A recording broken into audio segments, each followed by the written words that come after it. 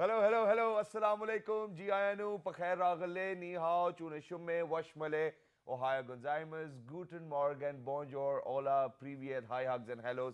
And a very amazing Khush Amadi to everyone who's tuned into PT World and are watching World this morning alongside the very black Maha Makhdoom and the very black Shazad Khan. Hello, Maha. How are you? We're matching today. Hello Shazad, Assalamu alaikum everyone. We are matching today, but we've matched quite a lot normally, Exactly. so we're fine. That's what we do. Yeah, exactly. We now have this like psychic connection. It's like, okay, he's gonna wear blue today. But anyway, how are you? How's everything? How's life? Well, I think I'm perfect, but quite a lot of my family members are not because of the fact that they haven't really been looking after their health. So for everybody who's out there, please make sure that you go to the doctor at least after every 6 months and get a routine checkup. It's not just the lipid profile or your, LFT test or whatnot. Get your ECG done too. Yeah, because your heart needs to be working properly. Exactly. And with that, we have a wonderful show. We have a lot to cover. So let's get going with the top stories. And when you come back, we will get started. All right, let's do it.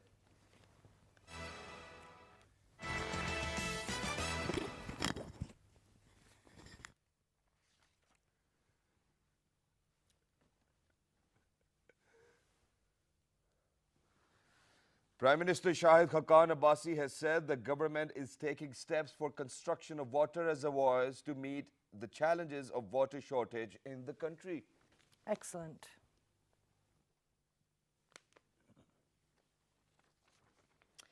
The European Union has said the perpetrators of crimes against Myanmar's Rohingya minority must be brought to justice. Glad that the international community are speaking out. Finally. South Korea and the United States began week-long joint Navy drills in the waters around the Korean Peninsula amid high tensions over North Korea's nuclear and missile program.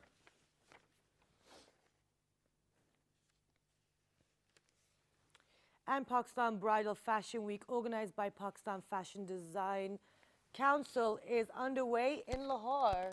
And my brother's participating too. Wonderful.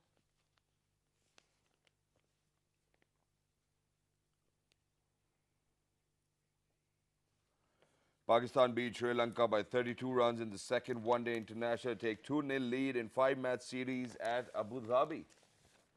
Well, when we lost 4 wickets yesterday, I thought that, we were not going to win, but eventually we won.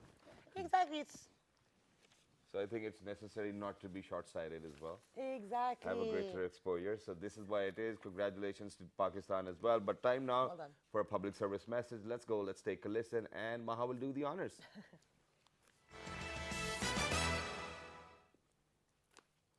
So today's public service message is linked in with the line of the show, the theme of the show. It's the importance of learning different languages. It's about connecting with other languages, learning the importance of it because it's great for your brain. And parents, I think we try to not put so much pressure on our children to, too much exposure, not too much work. But actually up until the age of between 5 and 7, your child is able to absorb everything. And having this ability, it also makes you think differently as well. And another thing that I want to highlight was the importance of reading. So languages and reading, it's going to help build tolerance and it's going to break down these all these negative things that we have against other people, all these kind of prejudices and stereotypes. Exactly, and with reading, I think you develop quite a lot of patience within your personality as well, because what happens is, for example, if you watch a video and you don't like a certain scene, so what you do is that you probably skip the scene. But if you won't read a page or two and you're going to skip half of the book and move to the other end of the book, you won't know what the story was all about. So I think this is where you get tolerance, this is where you get patience, instilled within your own personality. So reading is great, and please parents, make sure that your kid actually tries to learn any other language. For example, in our household, our parents used to speak Punjabi. Yes. So that's why I know Punjabi. Excellent. And then other than that, Urdu is obviously something which we actually got by our, it's a gift from our parents and everybody speaks. And then English, obviously when you start working for an English channel, you have to learn it too. Exactly. And also another thing with English is that it is a universal language at the moment. And we need to highlight, it's not about forgetting our own heritage or our language. It's about connecting to the rest of the world. Exactly. And then at the same time, I think half of the time people think that, oh, why should we speak English? We can speak other languages as well.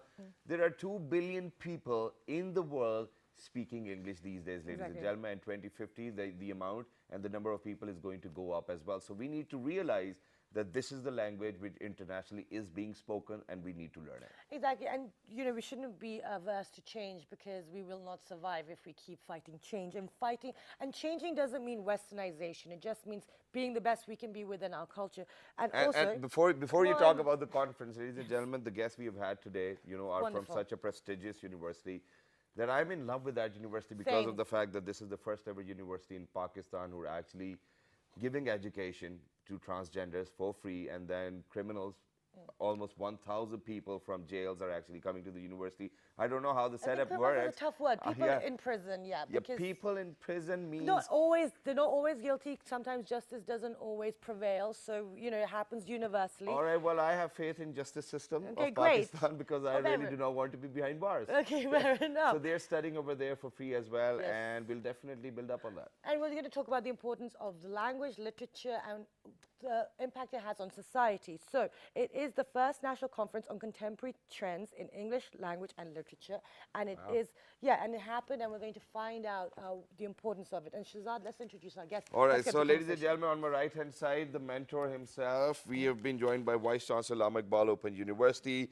He's none other than Dr. Shahid Siddiqui. Hello, sir. Assalamu alaikum. How are you? Walaikum Welcome assalam. back. Thanks very much. Thank you Thank so you much for very joining much. us. Absolute pleasure. to have And you you're here. doing a great job. Yes, absolutely wonderful. But besides Dr. Shahid Siddiqui, we've been joined by Dr. Munazza Yaqub. She is an Associate Professor of English, founder and Director of Critical Thinking Forum and International Islamic University, Islamabad. Wow. Assalamu alaikum. Good Amazing morning. that is. But last but not the least, ladies and gentlemen, we have been joined by Principal Research Officer, ComScience Institute of IT Islamabad, Dr. Alia Zafar. Hello, assalamu alaikum. How are you? Walaikum assalam. Thank you so much for having us. So I'm thinking that you guys even participated within that conference, right? Yes. But we let's did. get started with Dr. Shahid Siddiqui over here. So tell us about the conference a little bit first. Thank you very much. Before I talk about the conference, let me talk about very briefly about the significance of such conferences. Because we believe that universities' basic job is to create and construct knowledge. And that means that they should be engaged with relevant, indigenous, but internationally compatible research. But just doing research is not enough unless the findings are disseminated to the relevant stakeholders. And these conferences and research journals are very important means to disseminate the findings to the stakeholders. So this conference was about contemporary trends in English language and literature. And this was attended by a number of practitioners and researchers from different cities of Pakistan. And I think it was a wonderful sight that for 2 days, young researchers and experienced researchers, they came together, they interacted, and they talked about the different good practices in English language and literature. Okay, excellent. Amazing that is. So moving over to you, ma'am. Now, what I want to know is that what kind of research do you think we can do about a language which everyone speaks? Do you think there are other areas where we can even talk about that or research? Well, when we say research, what do we mean by research? I think there has been a debate in our country for decades and decades that we don't have a coherent policy for English language. And because English has always been associated with elite, the language Yeah, of the for anybody who can colonizers. speak it, So still we have a split in the country. Some people say that it's the language of the privileged and language of elite, but there are other people like teachers like us, we believe that it's a lingua franca because in the globalized world when people are increasingly getting connected to each other, we need to have a language which connects all, not only within Pakistan but outside Pakistan. And secondly, there is a lot of knowledge available in English language. Why to deprive ourselves and our children from this resource? Similarly, as English literature is concerned, again, it is associated with our time of colonization, that it is a gift given by the colonizers. Okay, it was done by them and it was given to them, but all over the world during the post-colonial times in 60s and 70s, people have indigenized teaching strategies and even their curriculums and the syllabi of English language and literature. I think the research in this area means that how to indigenize it, how to make a coherent policy which is workable for our society, for our generation, so that it is useful for us as well as us within the country and give makes a lot of resources available to Okay. us and connects us with the world outside Pakistan. Okay, so Dr. Alia, let's ask you, because, you guys are all representatives of great universities, you produce, we've had all your students, on our shows doing some great work, but this reluctance to kind of take on English as a language, how do you think universities can play their role in making it more indigenous, making it more relevant to the country? Because we do have a history with it, and for some reason, even now, we cannot detach from it. Yeah, for me, I know languages are there on a hierarchy with English right at the top. I'm a little, I'm going to give you an alternate perspective. Yes, English is important, it's a global language, but then Urdu is also becoming popular, and I am a little concerned about losing indigenous languages because of learning English, and there is an enormous amount of pressure on children, on the parents, on teachers to teach English, and it's been there for many years. I'm teaching a course on bilingualism, and I have written a paper last year on using languages as a resource, not just English, but Arabic is coming up very fast in the Exactly. global perspective. So I think it's really important to learn new languages, but also not lose the ones that you. Okay, this is exactly what we talked about. I need to ask this question. Sure, to go ahead. we talked Yeah. about this before the show as well. The importance of these conferences, which we are going to highlight even more, and how it's not there to overtake our own language. But that's the thing. When you have these trends of the youth and parents pushing English first, I mean, I've met kids who've grown up here who do not speak Urdu. That's really strange because it's the language of the country. It's the one that connects all the provinces together. Exactly. So you're not learning the connecting language, and you're not learning the regional languages. So how do we make sure that we are putting as much importance on Urdu, but also not, as Dr. Munazza highlighted very importantly, that you can't ignore English? So Dr. Alia, what do you think, what are we going to do with this? Yeah, you definitely cannot ignore English. And one thing, when my children started school, that I was surprised by was that English is taught first in the initial year. That's how And teachers speak. Yeah. That's the medium they use. Yeah, and I went and I said, how is it my child's not learning Urdu? And they said, oh no, Urdu is hard, so we're going to start teaching Urdu in the next year. Yeah. So you see, right from the beginning, we are teaching our children that English is privileged and Urdu not so much. And I think that is a problem. Okay, Dr. Munazza, and then I'll move to Chand. Same question. I think the issue which Dr. Alia is just talking about simply is because we still think that elitism is associated with English language. I think throughout the world, Dr. Shahid Siddiqui has even written a book on language policies and politics in Pakistan. So as I said in the beginning, that if we have a coherent policy, how to make the languages which are available to our children more effective and useful for them, and if our coherent policy is designed, I don't think so the issue which Dr. Alia is pointing out, it will remain there, because throughout the world now the researcher agreed, or the linguistic agreed, that we should not deprive children of their mother tongue and their other languages. The children have capacity to learn as many languages as they can. Exactly. So I think in my home, my children, they speak Punjabi because my mother speaks Punjabi, they speak Urdu language and they speak English language, and we do not stop them from using, even if they are watching Hindi cartoons on the TV, they learn even Hindi languages, because the more they learn, the greater their mental capacities Exactly. become. I think we have seen so many films anyways that we know Hindi too a lot. Yeah, exactly. Yeah. Dr. Shahid, what are your thoughts on this? Well, I think we need to understand, this is a very interesting debate, but we need to understand the nature of language. Okay. The common notion is that language is just a tool of communication. It's much more than that. It's a highly political and social phenomenon.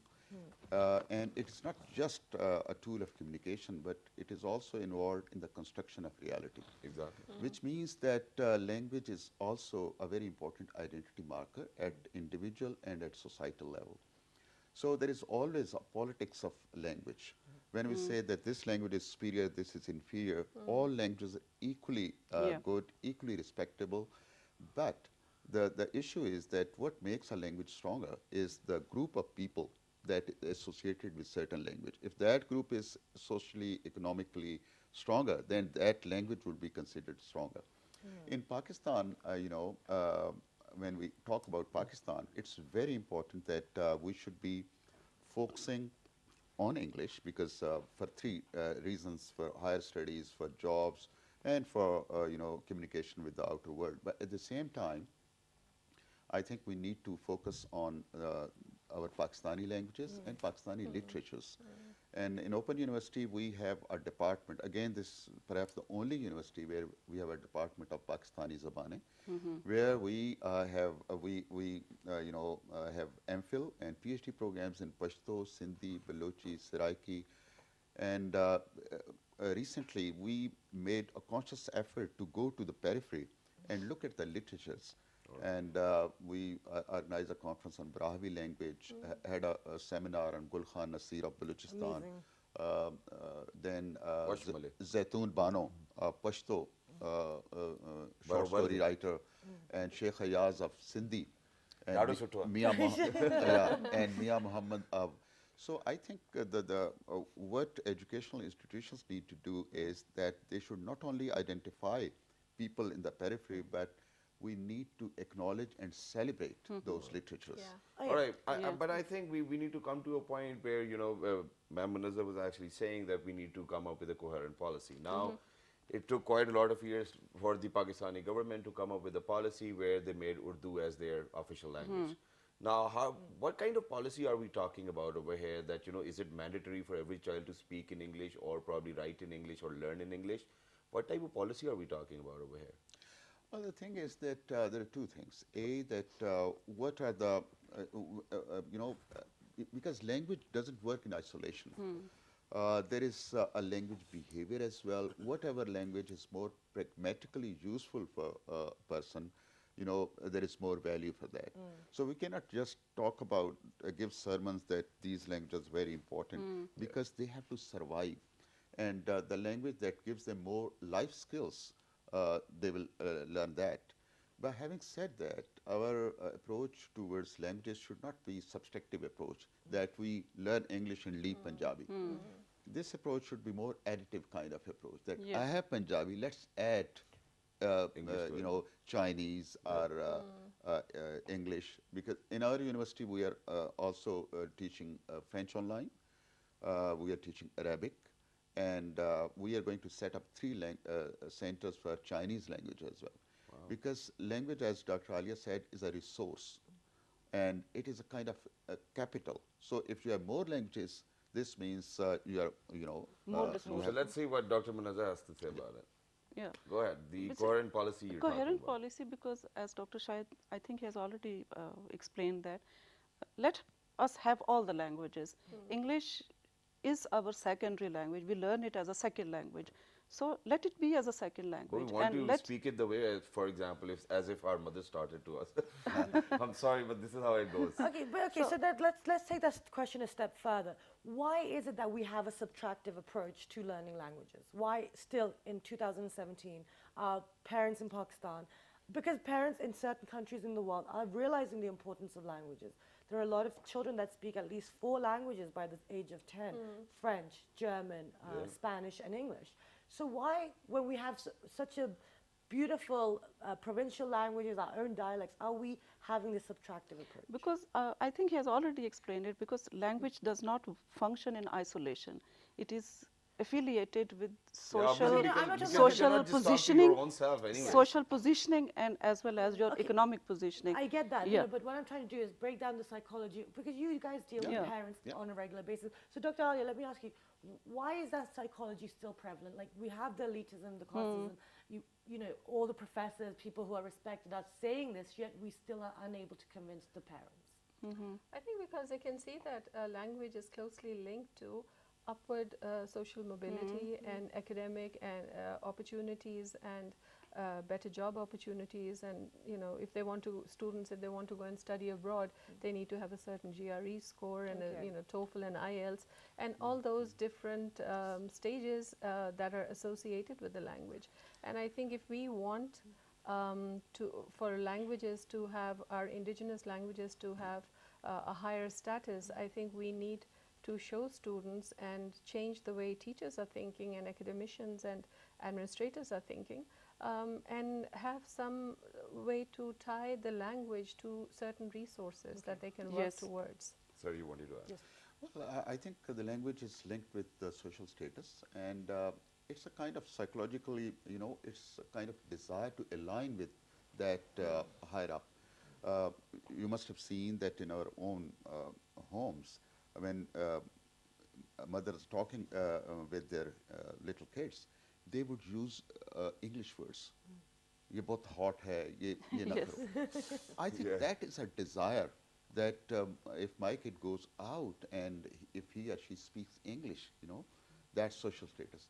And I think this is a very important topic in language studies, what we call language attitude, that how there are certain statuses linked with a language.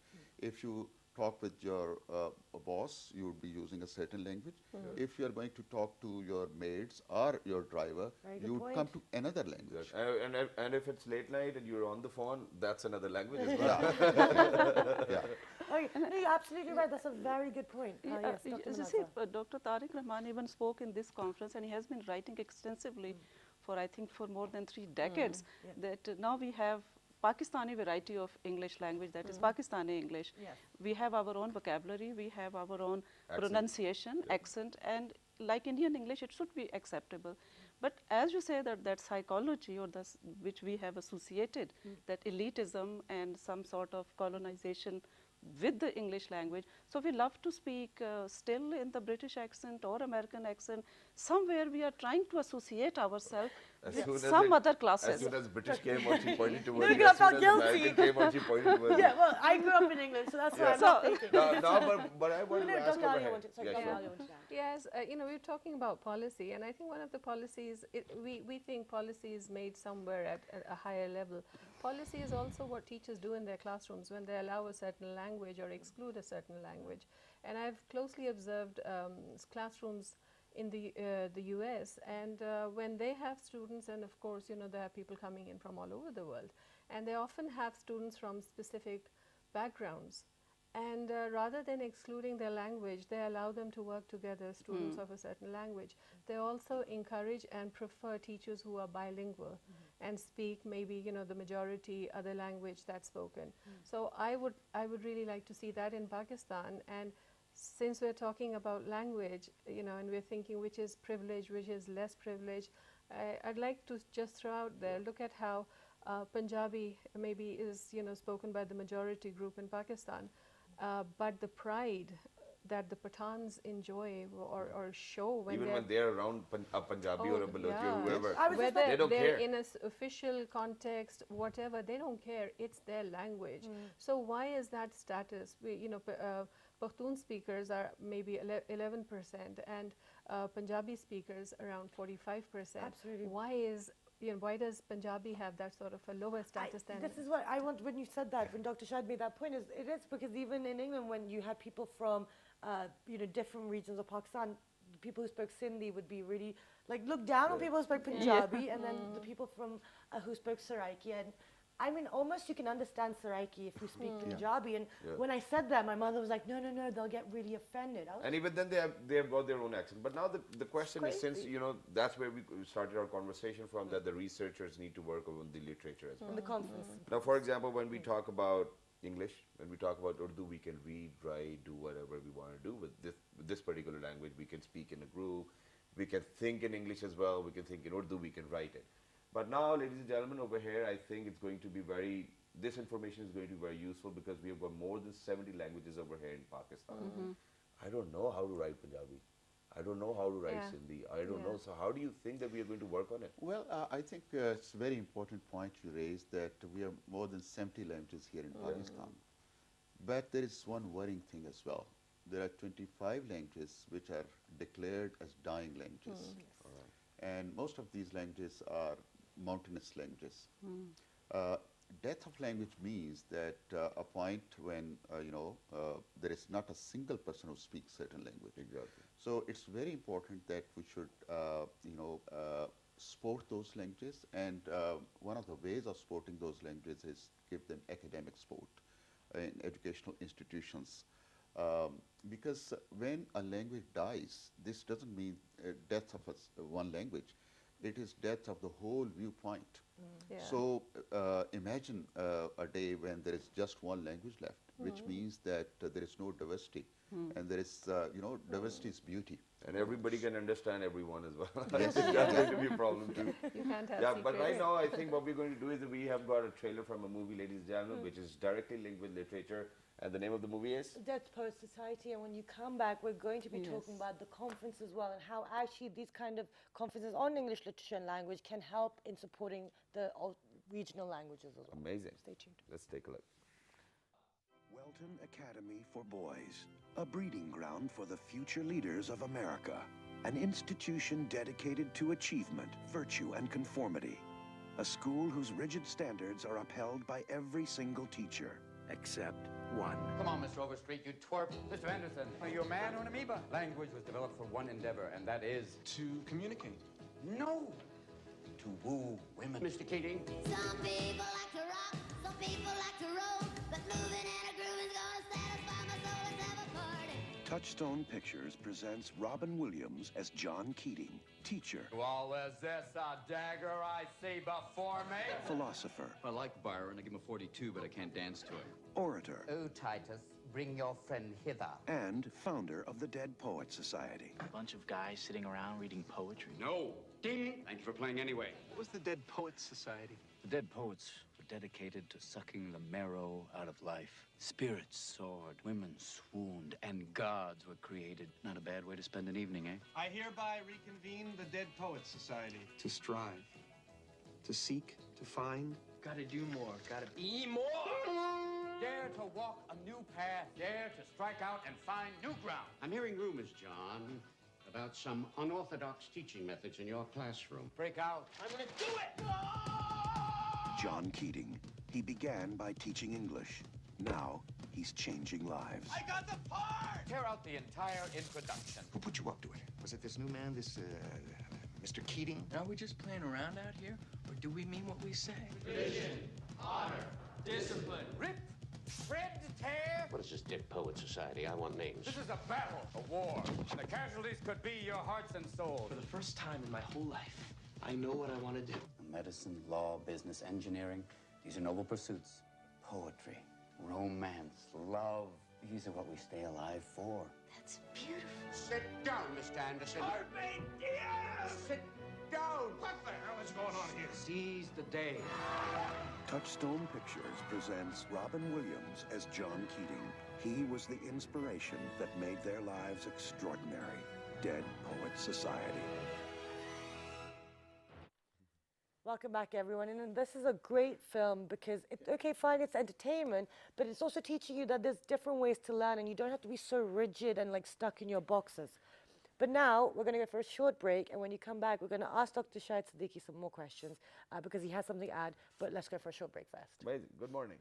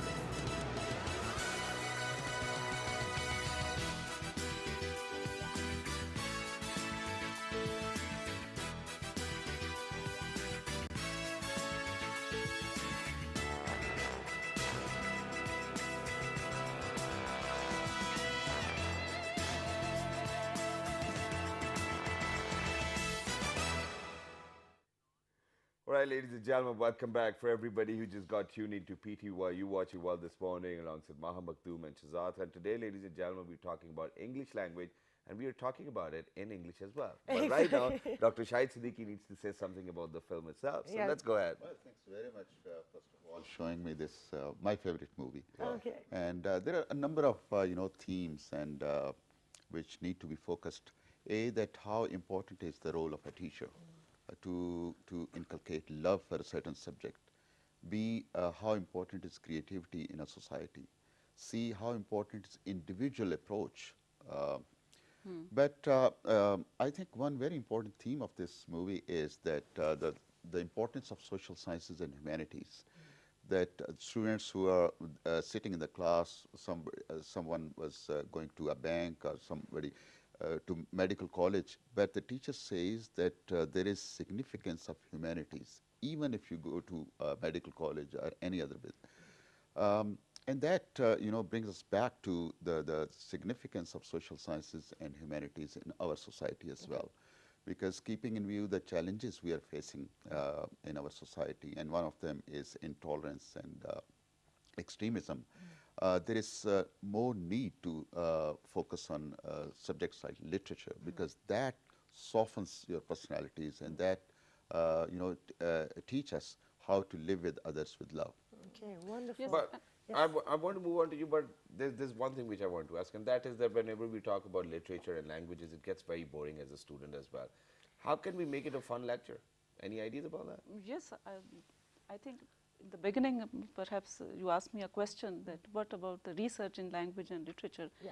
The answer really lies in the research. Now, what happens in Pakistan, I've been teaching for the last 22 years in the university, and I conducted a survey in 2006 and 7, how teachers are teaching literature at master's classes in the universities and higher education colleges. And to my surprise, most of the latest strategies which are recommended, in which connecting the classroom with the world outside, which Dr. Shahid was saying, and what is the current situation of the world over, like intolerance, lack of peace and all these troubles, how to bring these issues in a literature classroom. Because literature, it deals with the human self, that is aesthetics or emotional self or our intellectual self.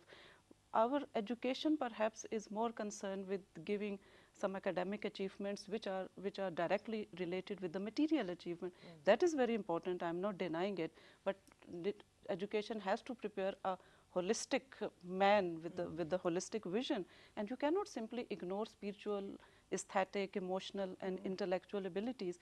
So the recent research in literature, its emphasis is on promoting this aesthetic self of a person, so that we can have a different vision of looking at the world, which is not material based only or scientifically based only, connecting people with other people, thinking passionately about other people. So this compassion and passion, this is something which only humanities and literature can promote.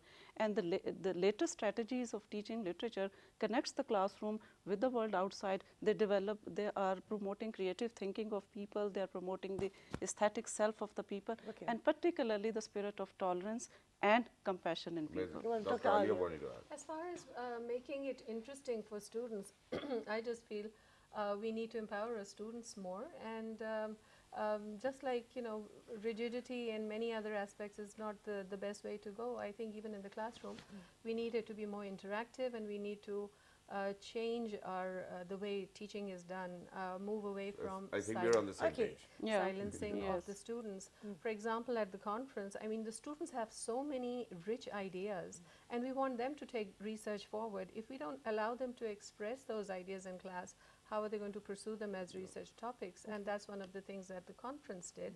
I was amazed to see the diversity and of topics that the students shared, and what they were thinking. And it's very common that somebody is doing research or has posed a question that you've been wondering about. For example, they're like, so the curriculum, we revise the curriculum and we implement it, but how about needs analysis? How about feedback? And then we came to the conclusion that it's a dynamic process and it has to go through several stages. And these were young students who had posed this question. So that's amazing, and that's one of the strengths of these conferences, and we really need to have more of them. Okay. Beautiful. Now, Ma, before we run out of time, there are a few things which we want to ask other than the conference as well. Yeah. And that is Allama Iqbal Open University opening their gates for the transgender community as well, and people who are actually behind the bars. I'm not going to call them what I said earlier. So, do you think that this initiative of yours is actually going to promote other people to actually take these decisions within their own universities, or did you actually face a few problems just because of the fact that this is what Thanks you very Okay, I just want to add something, and the link with the society regarding the university's role. Yeah. So that's all linked. Yeah. Thanks very much. I think it's very important to realize that this relationship between educational institution and society, we owe a lot to this society. And in Allama Iqbal Open University, we are trying to empower the stigmatized and marginalized segments of our society. In Allama Iqbal Open University, there is no fee for special children, any category of disability, and we provide free education. Wow. Second, there is a project for jail inmates, and we are providing them free education. Since it's distance education, we provide them books inside the jail, tutoring inside the jail, we conduct exam inside the jail, and currently in our university, in this semester, there are more than 1,000 jail inmates, prisoners who are getting education. Then we have a project for dropout girls, the girls in remote areas who couldn't go to schools for any reason. We are providing them pre-literacy, grade 5 and grade 8 programs free of cost. Then we have set up 45 accessibility centers. We have 44 regional offices, and in our central library for visually impaired readers, children. They come and without any other help, there are softwares, and the book or research paper starts talking to them. So they can benefit from this library independently. And finally, this most recent initiative, which is appreciated by different quarters of society, is providing free education to transgenders, because we would like to empower our segments of society, bring them back to the mainstream, and give them the respect. And one most recent initiative is that, like, there are marginalized segments of society similarly, there are some marginalized areas. So we have announced that from next semester, we are going to offer free metric program to FATA and Balochistan students. Amazing. And this deserves a round of applause, because this is what we need in this country. People setting the precedent and for people to follow, and that's wonderful. And I think we need and people like you who take such initiatives as well without even thinking that, what kind of effect it might have in the society. But one last question. No, we have to wrap up. So one last question, and that is that we definitely see that, after certain years, there are people who are doing MPhil in English literature and whatnot. But don't you think that we can actually specialize our education within our schools as well, so that we are better prepared? Well, you are absolutely right, because when we talk about our quality of education, we usually focus on universities. Like there was a debate that the result of CSS, there is something wrong in universities. And we forget about that link of schools. I personally think that that is the basic education. Primary education is the basic education, and that is we are not giving it the importance or significance which is required there. Okay. So there is need for research there, and sorry. No, please finish. Research there, and at that time we need to look at the aptitude, and then we should encourage the students according to. So, as he said, the reforms in the universities will be workable and useful if we do reforms at the school first. That's wonderful. Yeah. And we had so many more areas to discuss the importance of media, and also the digital arena as well. But we will try and get our panel back. Thank you so much for joining us today. I'm in love with the Allama Iqbal. These people are amazing, and this is what we need, these people coming forward and sharing their vision and their ideas, because that will take Pakistan forward. Exactly. Any information, log on to our Facebook fan page. It is with the name of World This Morning. Our Twitter page. World This Morning without a G. Our Daily Motion and YouTube page. World This Morning. And the repeat is at 11 p.m. And apologies for the speed in my speech, because we're running out of time. Have a wonderful day, and we will see you bright and early tomorrow morning. Till the next time, 1, 2, 3. Good morning.